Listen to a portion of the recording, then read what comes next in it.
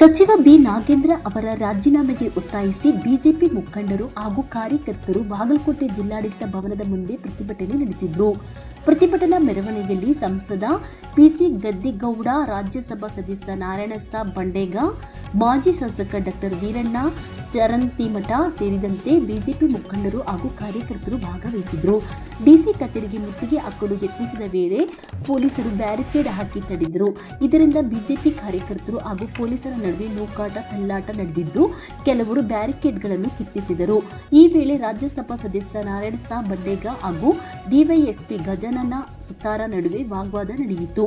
ಪೊಲೀಸರು ತಮ್ಮನ್ನು ಇಳಿದಾಡುತ್ತಿದ್ದಾರೆ ಎಂದು ಬಂಡೇಗೆ ಆಕ್ರೋಶ ವ್ಯಕ್ತಪಡಿಸಿದರು.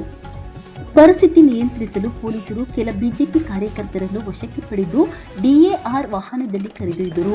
ಸ್ಥಳಕ್ಕೆ ಎಎಸ್ಪಿ ಸಿದ್ಧಾರ್ಥ ಗೋಯಲ್ ಭೇಟಿ ನೀಡಿ ಗಲಾಟೆ ಮಾಡದಂತೆ ಷರತ್ತು ವಿಧಿಸಿ ಪ್ರತಿಭಟನಾಕಾರರನ್ನು ಡಿಸಿ ಕಚೇರಿ ಮುಂಭಾಗದವರೆಗೆ ಬಿಡಿಸಿದರು. ನಂತರ ಬಿಜೆಪಿ ಕಾರ್ಯಕರ್ತರು ಎಸ್ಪಿ ಕಚೇರಿ ಮೆಟ್ಟಿಲುಗಳ ಮೇಲೆ ಪ್ರತಿಭಟನೆ ಮುಂದುವರಿಸಿದರು. ಈ ವೇಳೆ ಡಿಸಿ ಕಚೇರಿ ಮುಂಭಾಗದಲ್ಲಿ ಕೆಲಕಾಲ ಹೈಡ್ರಾಮಾ ನಡೆಯಿತು.